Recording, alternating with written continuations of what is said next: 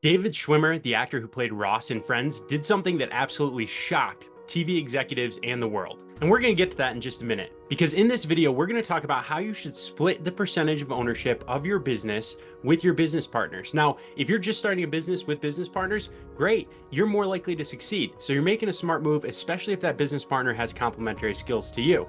But you're getting a lot of bad advice right now about what you should do in terms of splitting percentage. Articles are going to say, oh, you should look at how much cash each of you are putting in, or you should think of how much experience each of you has in this industry, or you should look at how many. No, you don't need to pay attention to any of that stuff. In fact, there's a very simple, easy way that you should be thinking about splitting the percentage ownership of your business when you're just starting out with a business with someone, and it's going to lead to 10 times more success for you and them and everybody involved. We're going to model it after exactly what David Schwimmer did, and then we're going to talk a little bit about why this works. So stick around till the end, because the success that you can achieve when you do this right is immeasurable.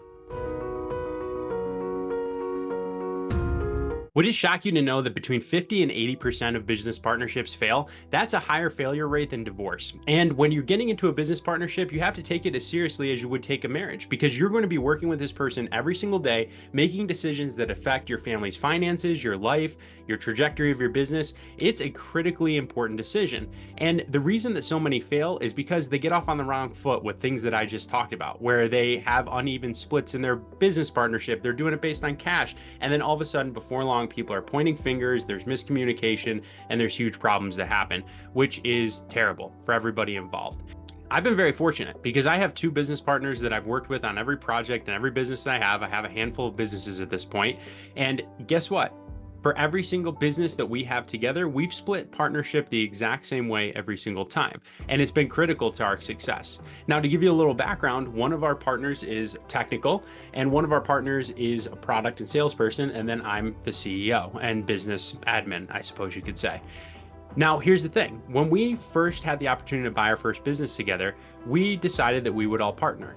Here's one of the critical aspects that made our partnership successful from the start. Number one, I had worked with one of them since I was 18 years old. He and I had worked together in various businesses. I had interned at the same business he was at, so we knew each other really well by the time I went to buy my first business with him. The other business partner I'd known my whole life, since I was 3. He was one of my best friends for my entire life and knew him very well.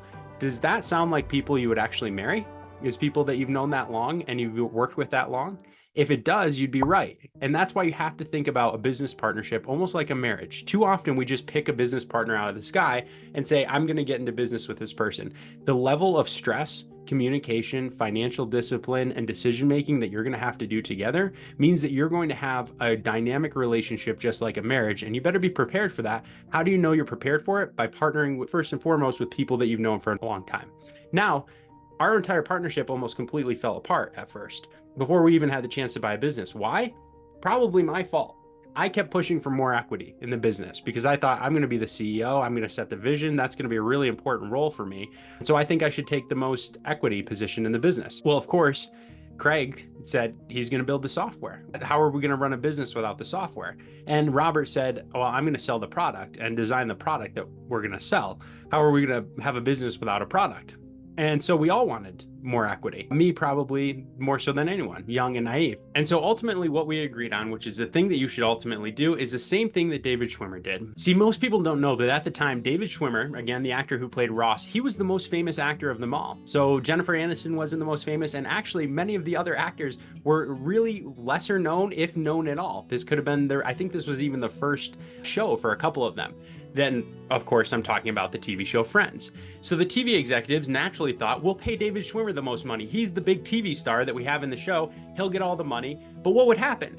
Those other Friends actors would get resentful over time. They would probably leave the show. You'd have to replace an actor. It would never feel the same. That chemistry could never be duplicated. And what did David Schwimmer do? He looked at Friends like a business, a smart move, and said, these are my business partners. These other main core of actors in the show, we're business partners, and we make this thing successful together or we fail together. So we should all be paid equally because we're partnering on this thing together and dedicating the same amount of time, effort, and vision to making this successful. And what happened with Friends?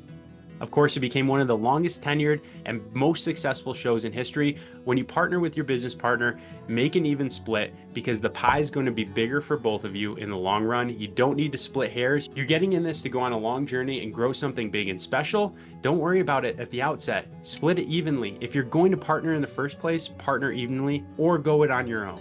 Now, this is different than if you bring in a partner, say to an existing business or things like that. But if you're going to go on the journey together and you're going to start a business and you're both going to dedicate your lives to it, split the business evenly. You'll thank yourself later when you built this big successful business where your 50% share is making you more money than it ever would have if you had 70% of a smaller pie. If you like this video, hit that subscribe button, hit that like for more great business advice as you get started on your journey, growing and launching your successful small business.